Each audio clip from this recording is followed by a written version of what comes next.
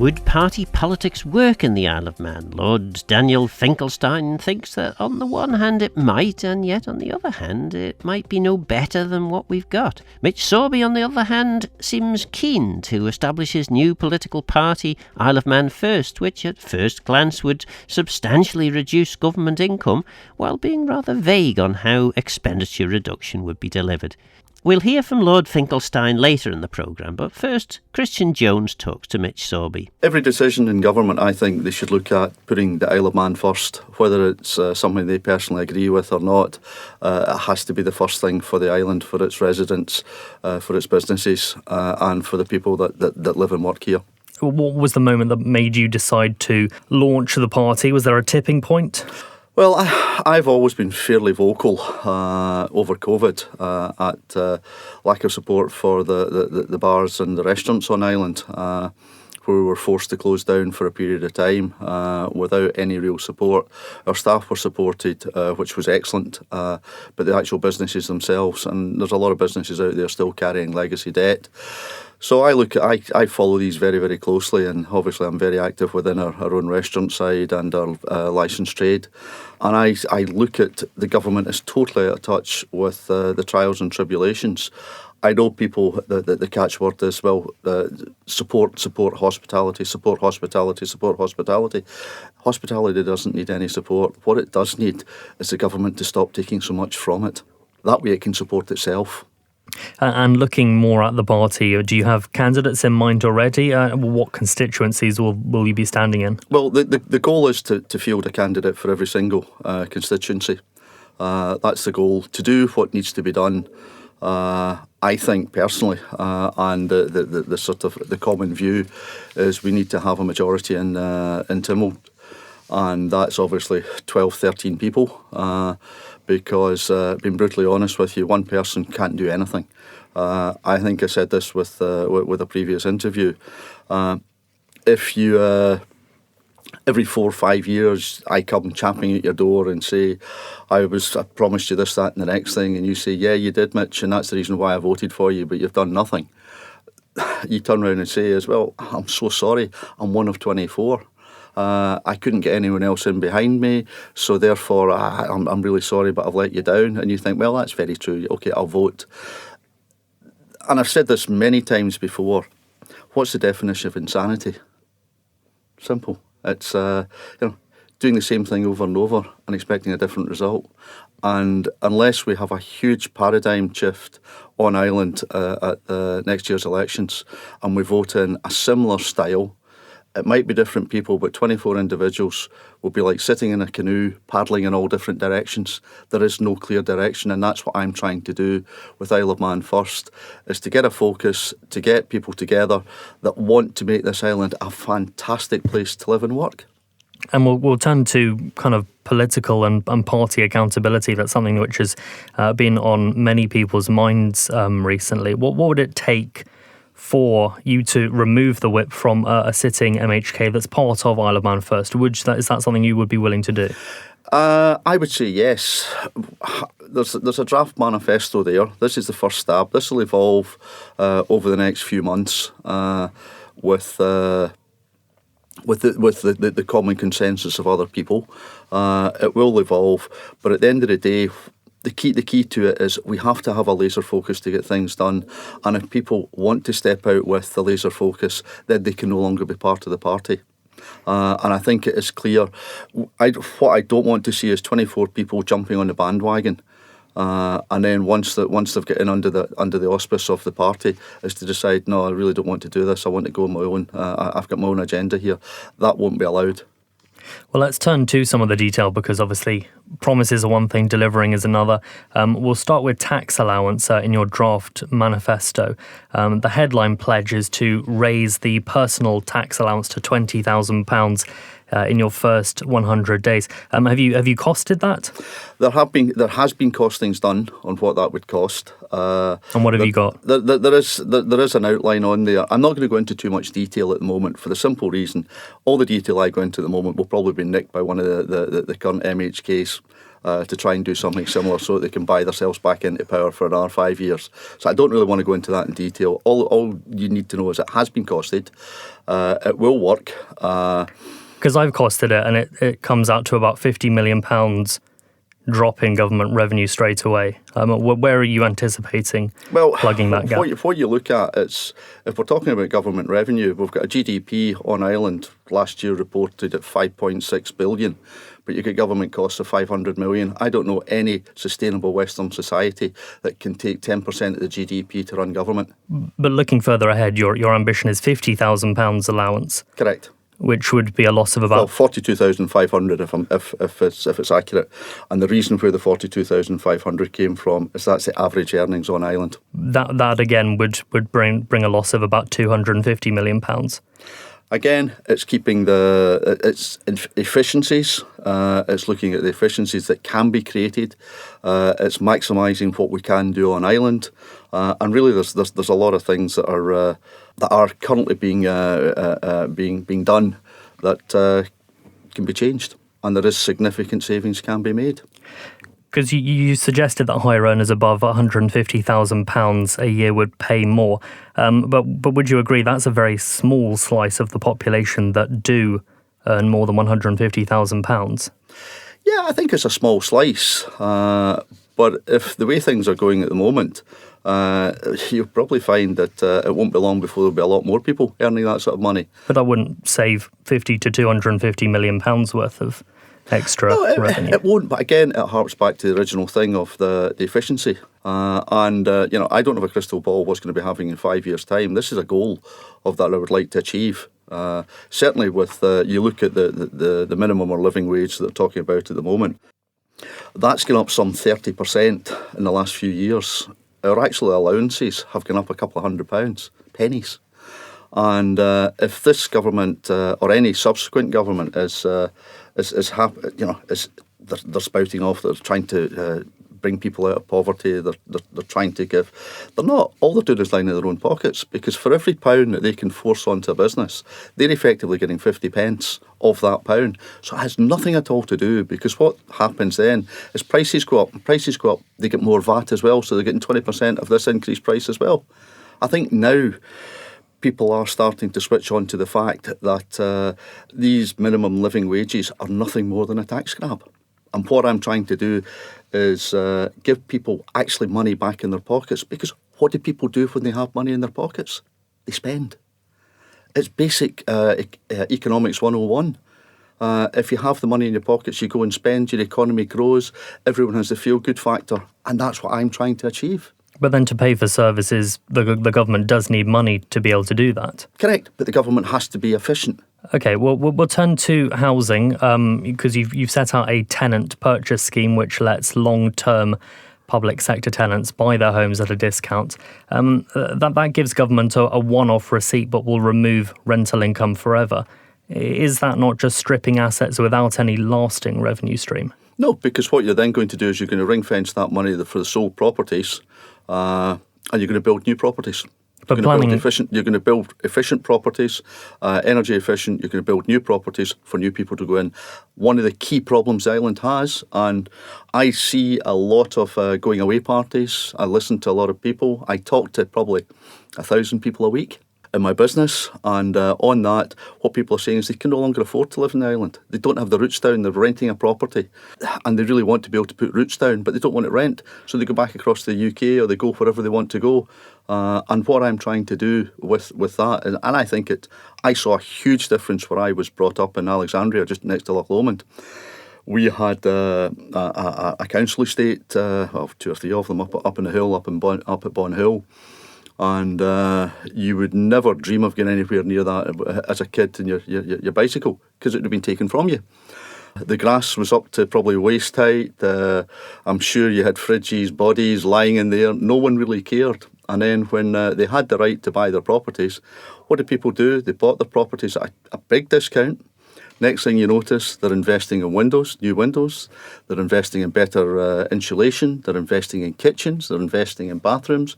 There's a feel-good factor. They're now looking after their properties because it's theirs. And they actually, the whole vibe of that area changed very, very significantly with that. All I'm wanting to do on the island is give people that have been long-term tenants the opportunity. They don't have to buy the property. They can stay as renting if they want, but they have the opportunity to have a discounted property, and they may want to invest in that. But obviously you said that sales will be ring-fenced to build new homes, but we know the planning system's slow, land is scarce, and construction is expensive.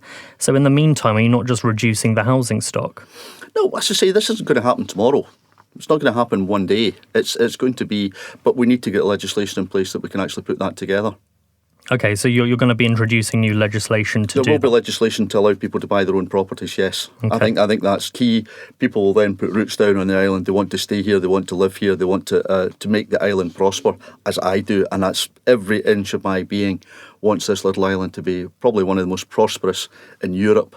And how does Isle of Man First feel about dilapidated properties, those that have fallen into disrepair, not paying rates? Well, I think that's kind of unfair. You need to look at the reason why it's dilapidated properties. There's, for example, the one just along the road from me in North Quay. It's a dilapidated property, and I think the person has actually tried to get planning permission to regenerate that. And unfortunately, for whatever reason, the planners have knocked it back. I think that has to then go to an appeals board, and not an appeals board that's based in the UK, as I understand a lot of the appeals thing, and they look at the black and white appeal. What they need to do is have a local appeal to say, is it better for the island? And that harks back to Isle of Man First. Is it good for the island? If it is, we do it. If it's not, we don't. Okay, we'll move on to healthcare, because your promise is to substantially lift pay for NHS staff, improve digital systems, shorter waiting lists, better outcomes. But as we've covered, if you're taking large chunks out of government revenue, how are you going to be paying for those? You're taking large chunks out of revenue, as you've said. Saying that, you said you're increasing efficiency.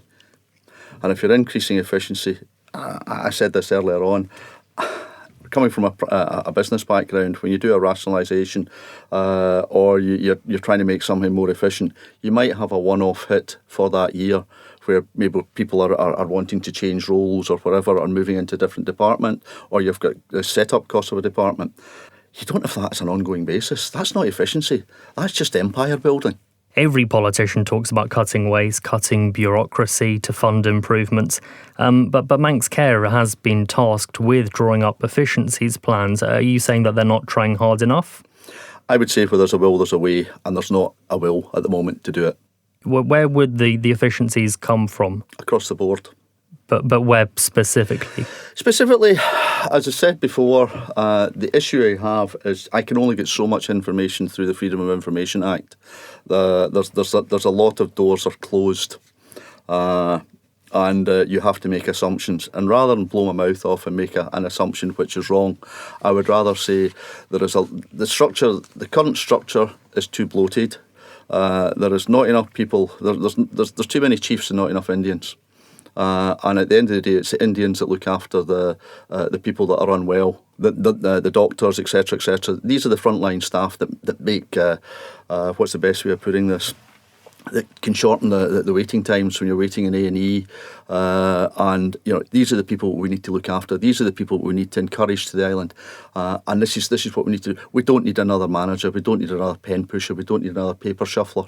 The Sovereign Wealth Fund is meant to be fueled by natural resource revenues, particularly from gas, but you will be aware that Tynwald has voted to restrict any further licences. Is your plan not already blocked unless you can first persuade Tynwald to reverse that decision? Again, it depends if you have the control of Tynwald. So if it's good for the island, we do it. If it's not, regardless of what people think, we don't do it. So if you do have control of Tynwald, you've got a majority in the House of Keys, you will be looking to revoke that so that new gas licences can be issued? We'll look at the situation there. We'll take expert advice if the gas is feasible, if it's achievable. I'm not a pie in the sky person. I need to make sure that things are accurate. And there are experts out there. We just don't seem to speak to them. We make decisions based on gut feel, but there are experts out there.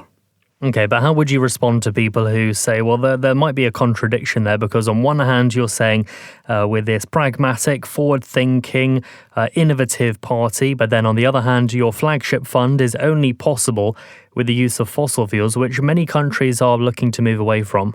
Well, I think you'll find a lot more of them are coming back to fossil fuels now.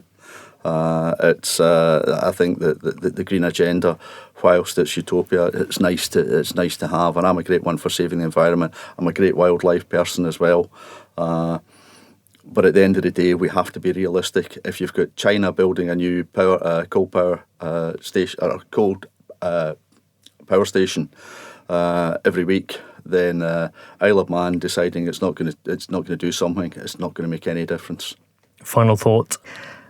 You've put through this draft manifesto. Would you describe this as a wish list manifesto? Because there are a lot of popular headlines in here, but do you accept that you will have to make hard choices and trade-offs?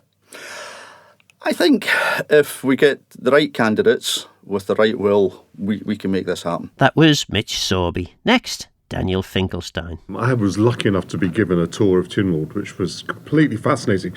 If, like me, you are interested in how politics works, to talk about, which I did with the president of Tynwald, he was very kind to give me his time, to talk about how the House of Keys works with 24 people, with obviously a ministerial group that can't be more than half, but you still have to assemble all of that. And we talked about, what happens, which I know has been a sort of fairly recent event, what happens when someone resigns. How do you deal with collective responsibility? What do you do about scandals? And the fascinating question, how do you maintain independence rather than party positions? So for anybody who's interested, as I am, in the kind of mathematics of politics, when you start talking about politics with small groups like that, it's really, really interesting. So I was completely riveted by it. Really, really real privilege. And you're no stranger to politics. You were obviously an advisor to Sir John Major. The UK has a very defined party politics system, but obviously, like you said, the Isle of Man has almost no party politics. What are your thoughts on a parliamentary system where there is almost no party political influence? Well, it's fascinating, and in some ways, obviously, it's the ideal because you get greater independence. If you were to look in a mathematical way at how politics works, the one thing you wouldn't want to do was to say to people, one, you all have to agree with each other, and two, you must never admit your mistakes, right? And that's those are the two organising principles of much of party politics. You've got to agree with everyone else and never admit your mistakes. Whereas if you were trying to organise something that was optimal for decision making, you would always admit your mistakes, and also you would use all the diversity of opinion to create a collective wisdom. So yours is a much better system. And the only reason that you're able to work that is because 1,600 votes is enough to get a front row seat. And so you can know your voters, and you can be more constituency orientated rather than party orientated. In a British political system, the problem is that there are so many voters, you can't do that. I once, when I ran for Parliament, ran a couple of times, I realised that physically, if I divided up the amount of time it took me to go to each door, I simply couldn't visit every member of the electorate and talk to them in a way that you would like to in order to be their representative and persuade them that you should be allowed to do that. Because I couldn't do that, you have to give them broad gauge messages, and then, of course, you need to organise yourself in the form of parties in order just to give people a few simple messages and get them across on television, because there's a limited bandwidth. I guess social media may give back that possibility of connecting individual politicians with individual electors. It's at least possible. It doesn't seem to be going that way, does it? It does seem to be encouraging everybody to kind of go in behind everyone else, and maybe that's just a human capability. But I was really impressed by that sense of independence and reliance on constituency that you have here, and long may it last. We do have a tricameral system as well. Do you think that works for getting things done in a timely manner? Well, look, when people say they don't like to have politicians, obviously what everyone would really like to do is, my father used to have a joke. He used to say the best committee is a committee with two people on it and the other person can't come, right? And I think That's what most people think, which is the best political decisions are ones I make for myself. But that's not representative of the diversity of view. So you can't have that. And if you don't have that, unless everybody's going to be busy all the time on politics, you need politicians. I've actually got this in a fairly direct way. I'm a member of the House of Lords. And the House of Lords, it's not a house of politicians. People are supposed to have and do have other roles. And some people are retired and they can spend all their time on it. Other people like me are not retired, and often when there are important matters coming up in the House of Lords, I find that I've got a meeting of something else that somebody's paying me to do, and I need to be at that. I realise that you can't expect every person in the country to be directly engaged with what your policy is going to be. You need to have politicians. So I don't think, with a house of 24 people and then, having 9 effectively in Legco, you've got too many people for doing that job, because you need an intermediary between people who've got to get on with their lives and people who are working in Parliament who can really focus in on the issues. I remember once going to my brother-in-law. I'd helped William Hague, whom I worked with, on Prime Minister's questions, and I said to my brother-in-law, "Did you watch Tony Blair's response?" And he went, "No, I was working," because he's in advertising, and I laughed because, of course, in my sort of little micro world, everyone was like working for the leader of the opposition and watching Prime Minister's questions, and that's not what they do. They're getting on with their lives. So you need politicians. If you don't have politicians, what are the choice? One, people making direct decisions for themselves on issues they haven't got time to consider properly, or the expertise. The other alternative is you have one person and you don't elect them. If you're not going to have either of those, and I think people can immediately see that neither of them will be desirable, you're going to have elected politicians. So people can complain about having too many politicians or who the politicians are, but they also have to think, well, it takes a certain mindset to want to be a politician, and you'd actually need that mindset. People need to, for example, we were talking about, and he was saying, politicians are just always trying to please people. And I said, well, that's really what you're paying for. They are trying to please the electorate as well as represent their own principles and views, because and you need people who've got skills in doing that, and that is a particular skill set. And interestingly, when you watch someone who isn't particularly skilled at doing it, the Prime Minister of the United Kingdom, of Keir Starmer, who's a very clever man and also a nice person, and I think, in my experience, ethical, certainly intelligent, but he's not very good at politics. And actually everyone who most of the time complains about political skills and politicians trying to do things in interviews, when it's not there, everyone thinks, it'd be better if he was a bit more politically skilled. Let's talk about some of your kind of your other job. You said that you're a member of the House of Lords. Obviously, you were the executive editor of the Times for a period too. What do you feel is the future for newspapers? Of course, you can say there's a real challenge to newspapers now, and we provide people with two things. Okay, one is we provide them with content, news content of the type that you're brilliantly conveying, live Daniel Finkelstein interview to your listeners. Lucky them. We provide them with content. And the other thing, which as you're aware, we provide is editing, right? So it's edited content. It's not just content. So let's say when I was comment editor of the Times, somebody who's a rabbi would send me an article on ethics.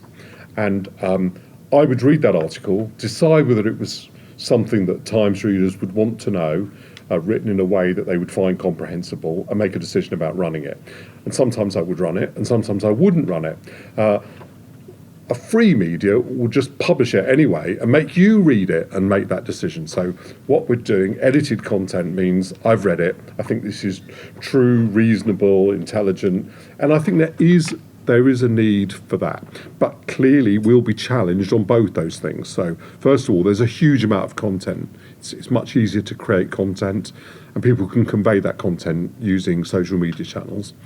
And secondly, AI will provide people with editing tools, so they'll be able to home in on the things that they want, build their own algorithms about the news feeds that they want, and maybe they'll make good choices. Maybe sometimes they'll cut out too much serendipity with too much calculation, but they'll do it. It'll work reasonably well. So it's a challenge to both things that we charge people for. The Times charges people for content, it charges people for editing, and both of those things are under challenge.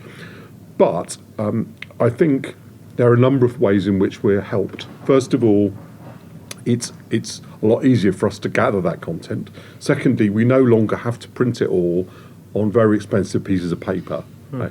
Used to be said, don't argue with people who order ink by the barrel, right? Which was talked about newspaper proprietors.